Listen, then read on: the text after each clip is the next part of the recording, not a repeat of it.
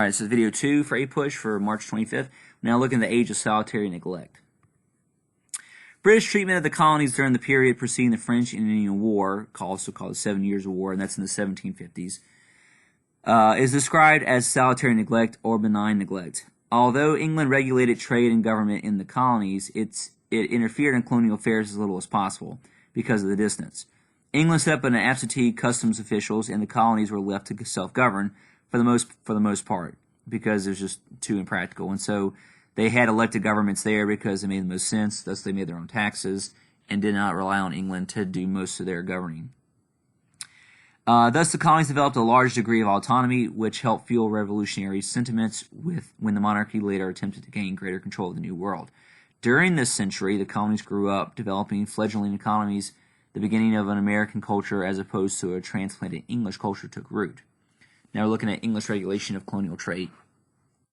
Throughout the colonial period, most Europeans who thought about economics at all subscribed to a theory called mercantilism. Mercantilists believed that economic power was rooted in a favorable balance of trade, that is, exporting more than you can import, and the control of specie, hard currency like gold and silver coins. Colonies, they felt, were important mostly for economic reasons, which explains why the British considered their colonies in the West Indies, meaning like the Caribbean, that produced sugar and the other valuable commodities to be more important than the colonies on the North American continent. The colonies on the North American continent were seen primarily as markets for British and West Indian goods, although they also were valued as sources of raw materials that would otherwise have to be bought from a foreign country. In order to guarantee a favorable balance of trade, the British government encouraged manufacturing in England and placed protective tariffs on imports that might compete with English goods. A number of such tariffs, included in the Navigation Acts, were passed between 1651 and 1673. The Navigation Acts required the colonists to buy goods only from England, to sell certain of their products only to England, and to import any non-English goods via English ports and pay a duty to these imports. So the Navigation Acts were mercantilist policies trying to restrict their trade. The Navigation Acts also prohibited the colonies from manufacturing a number of goods that England already produced. In short, the Navigation Acts sought to establish wide-ranging English control over colonial commerce. The Navigation Acts were only somewhat successful in achieving their goal, as it was easy to smuggle goods into and out of the colonies. Not surprisingly, many merchants did just that. In the 1690s, the British took steps to strengthen the Navigation Acts. First, they set up the Vice Admiralty Courts, military-style courts in which defendants were not entitled to a jury, to try violations of Navigation Acts. The British considered the change necessary because most of the colonial juries sided with the colonists accused of smuggling and not the Crown. Second, the British set up the Board of Trade to better regulate colonial commerce. The Boards of Trade also reviewed colonial legislation, revoking laws that conflicted with British law, and administered government appointments. Because the colonists understood and accepted the concept of mercantilism, their protests to the Navigation Acts and Boards of Trade were less strenuous than their protests would later be to the Stamp Act and Townshend Acts. The colonists also did not protest aggressively against the Navigation Acts at the time, because they were entirely dependent on England for trade and military protection. Okay, hang on a second. All right. Colonial governments. Despite trade regulations, the colonists maintained a large degree of autonomy. Every colony had a governor who was appointed by either the king or proprietor. Although the governor had powers similar to the king in England, he was also dependent on colonial legislatures for money.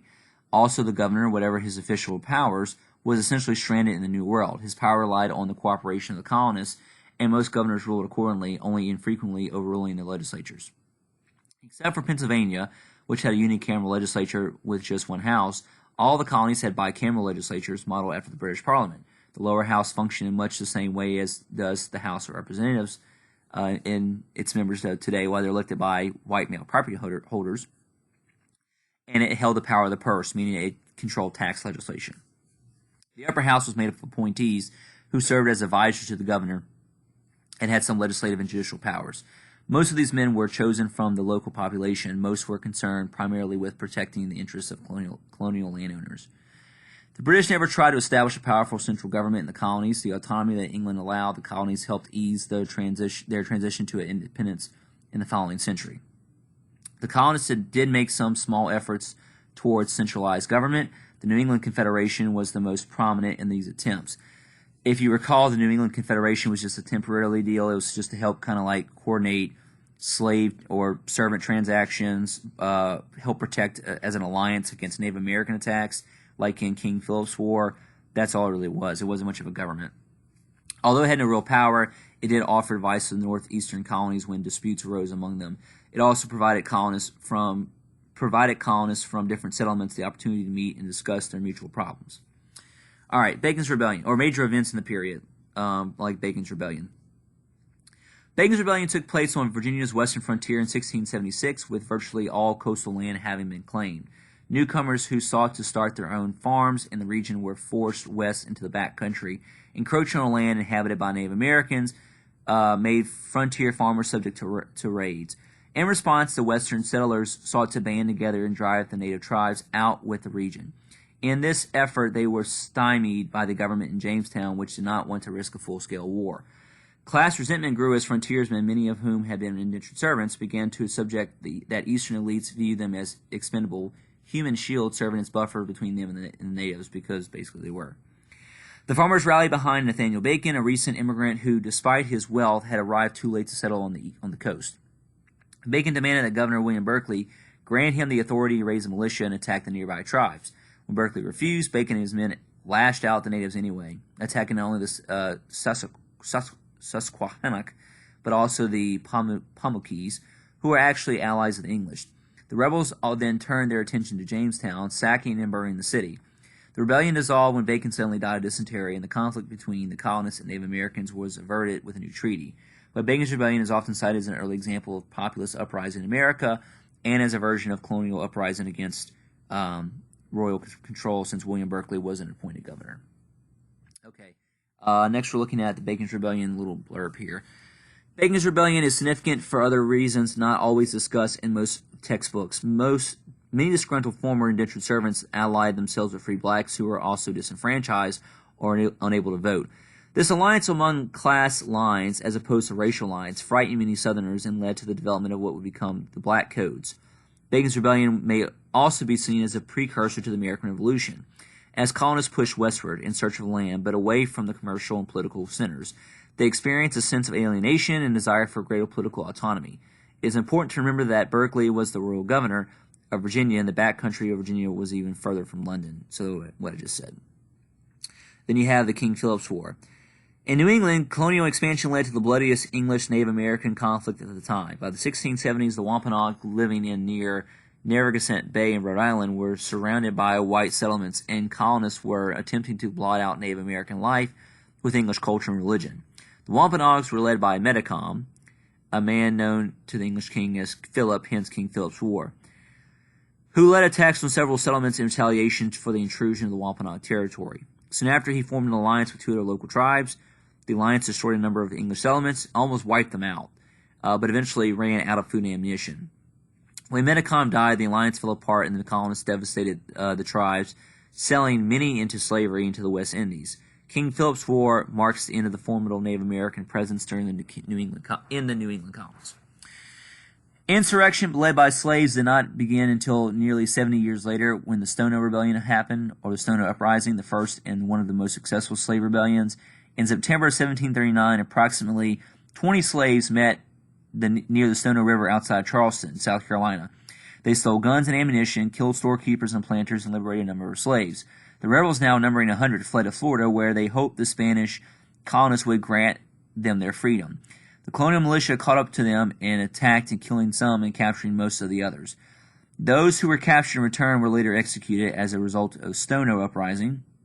Many colonies passed more restrictive laws to govern the behavior of slaves. Fear of slave rebellions increased, and New York experienced a witch hunt period during which 31 blacks and 4 whites were executed for conspiracy to liberate slaves. All right, Salem witch trials. So Salem witch trials took place in 1692. These were not the first witch trials in New England. During the first 70 years of English settlement in the region, 103, almost all women, had been tried on charges of witchcraft. Never before had so many been accused at once. However, during the summer of 1692, more than 130 witches were jailed or executed in Salem. Historians have a number of explanations for why the mass hysteria started and ended so quickly. The region had recently endured the autocratic rule of the Dominion of New England, an English government attempt to clamp down on illegal trade. Massachusetts charter had been revoked and its assemblies dissolved, and the governor, who ruled for 2 years, was granted powers usually exercised only by absolute monarch. The Dominion of New England came to an end when the Glorious Revolution in England overthrew James II and replaced him with William and Mary. In 1691, Massachusetts became a royal colony under the new monarchs, and suffrage was extended to Protestants. Previously, only Puritans could vote. So this move weakened Puritan primacy. War against French and Native Americans on the Canadian border, called King William's War, we don't need to worry about that, soon followed and further heightened religious anxieties. I think the rest, we're out kind of time. We'll do the rest tomorrow because I'm running along these videos. So let me kind of quickly go over the key concepts here, the ones that we kind of covered. So I have, in the 17th century, early British colonies developed along the Atlantic coast with regional differences that reflected various environmental, economic, cultural, and demographic factors. Competition over resources between European rivals and American Indians encouraged industry and led to conflict in the Americas. Let's see. The British colonies participated in political, social, and cultural economic exchanges with Great Britain that encouraged both stronger bonds with British and resistance to British control. Transatlantic commercial, religious, philosophical, and political exchanges led residents of the British colonies to evolve in their political and cultural attitudes as they became increasingly tied to Britain and one another. Like other European empires in the Americas that participated in Atlantic slave trade, the English colonies developed a system of slavery that reflected the specific economic, demographic, and geographic characteristics of those colonies, meaning to know the difference between how slaves were used in the South versus the North. All right, let's see. This is stuff we covered yesterday. Okay. The mill colonies were supported by a flourishing export economy based on cereal crops, attracted a broad range of European migrants. This means like Pennsylvania and New York, leading to societies with greater cultural, ethnic, and religious diversity and tolerance. That's where the Quakers were and the Dutch were. The colonies of the southern Atlantic coast and the British West Indies used long growing seasons to develop plantation economies based on exporting staple crops. They depended on slave labor of enslaved Africans, who often constituted the majority of the population in these areas, and developed their own forms of cultural and religious autonomy. This distance in Britain's initial lax attention led to the colonies creating self-governing institutions that were usually democratic for the era. Unusually democratic. The New England colonies based power on participatory town meetings, which in turn elected members to their colonial legislatures. In the southern colonies, elite planners exercised local authority and also dominated elected assemblies. Let's see. An Atlantic economy developed in which goods, as well as enslaved Africans, were exchanged between Europe, Africa, and Americas through extensive trade networks, meaning triangular trade. Europeans' colonial economies focused on acquiring, producing, and exporting commodities that were valued in Europe and gaining new sources of labor. Continuing trade with Europeans increased the flow of goods in and out of the American Indian communities, stimulating cultural and economic changes and spreading epidemic diseases that caused radical demographic shifts. The British government increasingly attempted to incorporate its North American colonies into a coherent hierarchical imperial structure, meaning the Dominion of England that failed, in order to pursue merciless economic aims, but conflicts with colonists and the American Indians led to erratic enforcement of imperial policies. British conflicts with American Indians over land, resources, and political boundaries led to military conflicts like Metacom's or King Philip's War in New England, also Bacon's Rebellion.